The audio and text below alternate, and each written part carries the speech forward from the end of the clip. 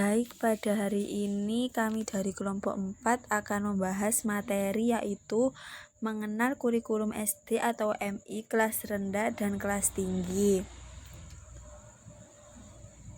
Grup kita ada yang pertama yaitu Mbak Nurul Isma, yang kedua Mbak Seli Anggun Dwi Puspita, yang ketiga ada Mbak Syafaatul Muhromiyah, dan yang keempat ada Mbak Zaita Uma Fauzia.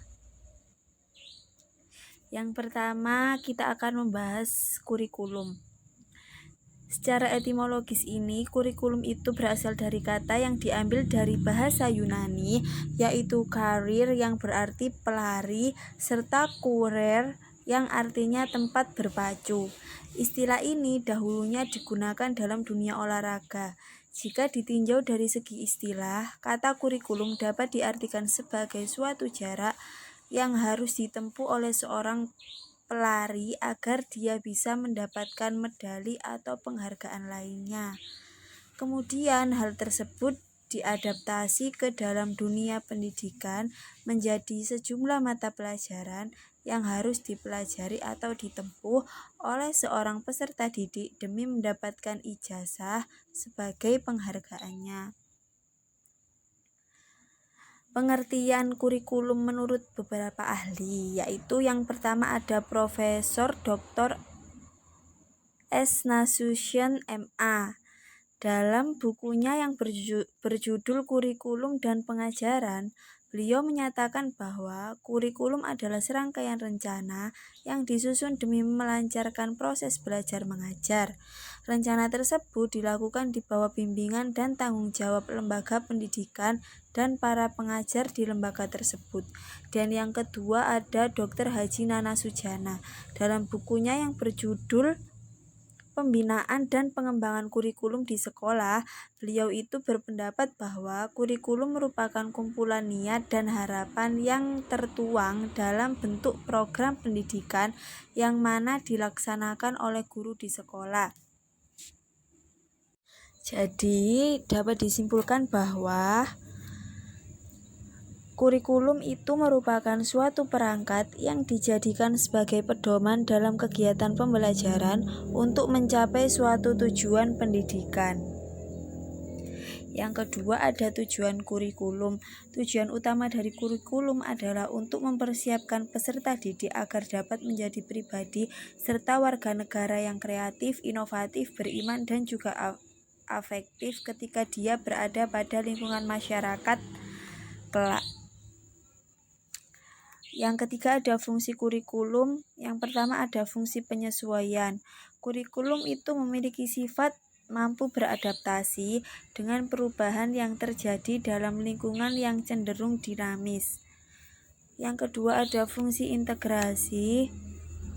Maksudnya adalah kurikulum mampu menjadi alat pendidikan yang dapat membentuk pribadi-pribadi yang utuh serta berintegrasi di masyarakat.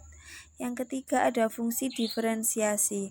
Kurikulum merupakan alat pendidikan yang memperhatikan pelayanan kepada setiap peserta didik, yang mana mereka memiliki perbedaan masing-masing yang patut untuk dihargai. Yang keempat ada fungsi persiapan.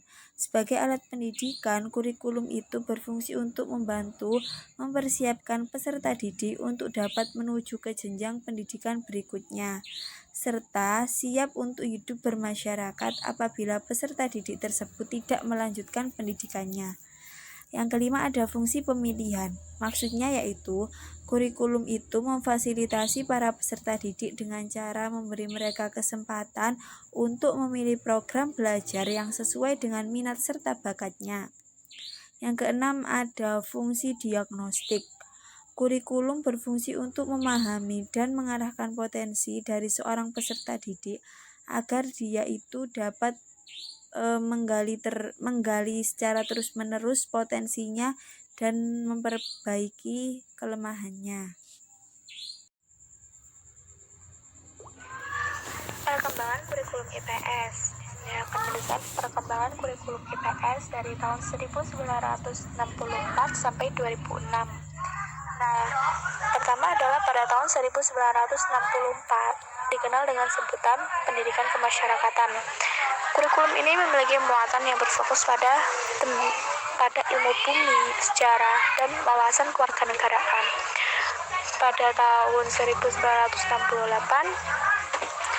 pada tahun ini itu disebut sebagai pendidikan kemasyarakatan.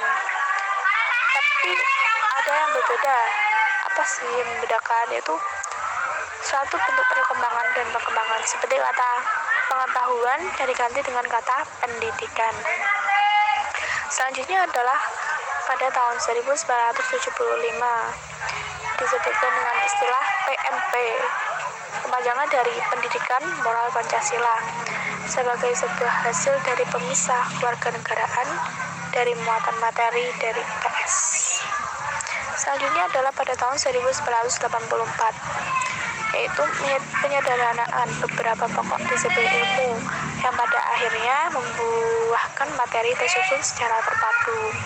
Selanjutnya apa? Selanjutnya adalah pada tahun 1986 yang dikenal dengan kurikulum 1984 yang disempurnakan.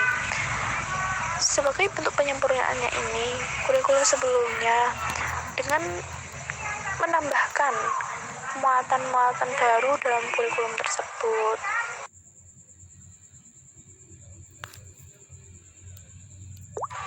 Selanjutnya, pada tahun 1994,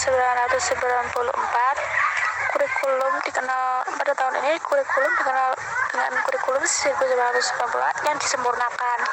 Nah, pada kurikulum ini itu melakukan gebrakan berupa pemfokusan pola pembelajaran inquiry sebagai sebuah basis. Nah, selanjutnya adalah pada tahun 2004.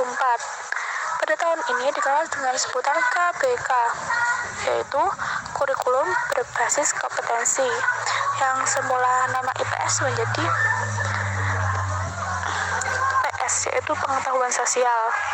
Pada kurikulum ini dijalankan dengan pengawasan kompetensi oleh siswa yang didasarkan pada dua hal, yakni kompetensi umum yang berisi kompetensi jenjang dalam IPS dan kompetensi dasar yang memuat materi pokok dalam IPS.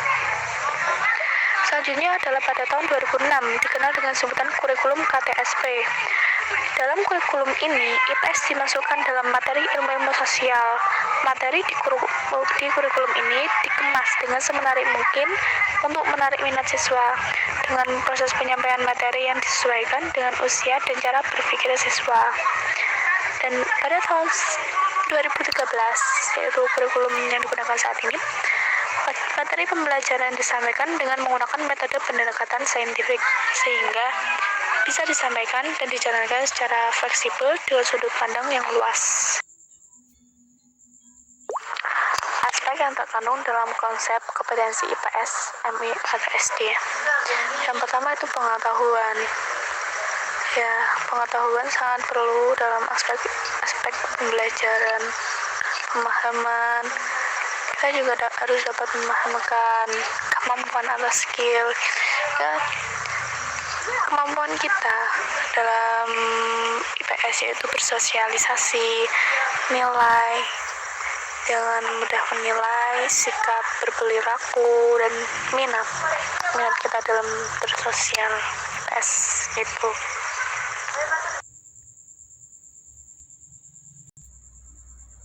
Baik, selanjutnya akan saya jelaskan terkait SK standar kompetensi yang harus dikuasai siswa dalam mata pelajaran IPS, MI, atau SD.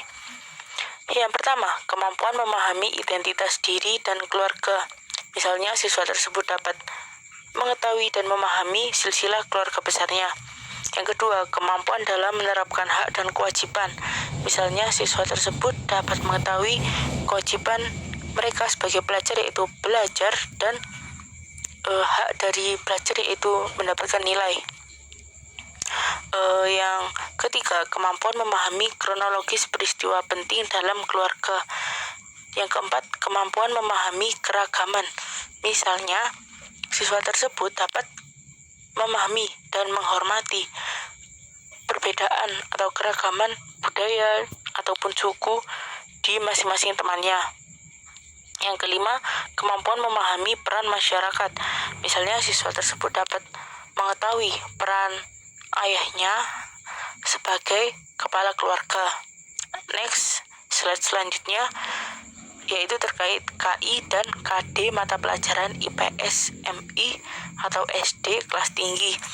Nah, pada slide ini atau materi ini saya langsung menjelaskan terkait KI dan KD kelas tinggi karena pada kelas rendah, kelas 1, 2, dan 3 KD atau kompetensi dasar mata pelajaran IPS itu diintegrasikan ke kompetensi dasar mata pelajaran bahasa Indonesia dan mata pelajaran pendidikan Pancasila dan kewarganegaraan. Dan sedangkan untuk kelas tinggi kelas 4, 5, dan 6 kompetensi dasar mata pelajaran IPS itu berdiri sendiri. Walaupun begitu, pembelajarannya tetap menggunakan tematik terpadu. Nah, ini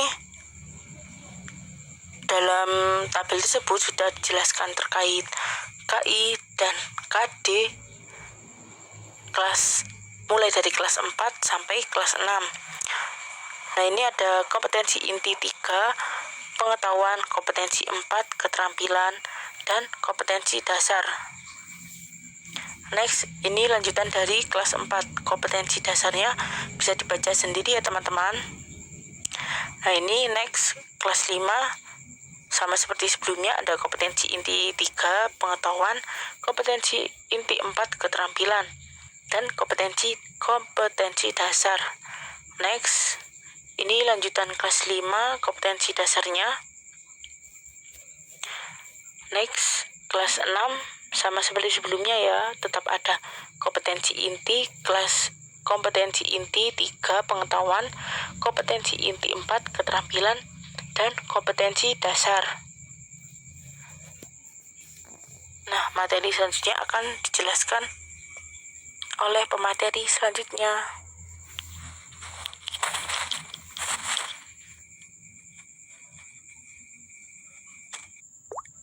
Baik, di sini saya akan melanjutkan materi yang selanjutnya, yakni struktur IPS dalam kurikulum SDMI. Struktur IPS ini memiliki 3 struktur, yakni standar kompetensi, kompetensi dasar, dan juga indikator. Standar kompetensi ini ialah suatu rumusan tentang kemampuan yang harus dimiliki seseorang untuk melakukan suatu tugas yang didasarkan atas pengetahuan, keterampilan, dan sikap kerja sesuai dengan unjuk kerja yang dipersyaratkan. Yang kedua, yakni kompetensi dasar. Apa sih yang dimaksud dengan kompetensi dasar? Yakni sejumlah kemampuan yang harus dikuasai oleh peserta didik dalam mata pelajaran tertentu, sebagaimana itu sebagai rujukan penyusunan indikator. Yang terakhir yakni indikator. Indikator ini suatu yang memberikan atau menjadikan petunjuk, keterangan untuk melakukan sesuatu yang lebih spesifik. Yang selanjutnya, adapun ruang lingkup IPS.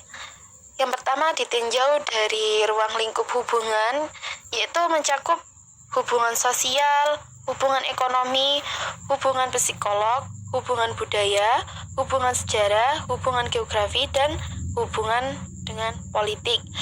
Untuk yang kedua, yakni tinjauan dari segi kelompoknya, yaitu dapat berupa keluarga, rukun tetangga, kampung, warga desa, organisasi masyarakat, dan juga bangsa. Yang ketiga ditinjau dari tingkatannya, yakni tingkatan lokal, regional, dan juga global. Untuk tinjauan dari lingkup interaksi, untuk yang terakhir ditinjau dari lingkup interaksi dapat berupa kebudayaan, politik, dan juga ekonomi.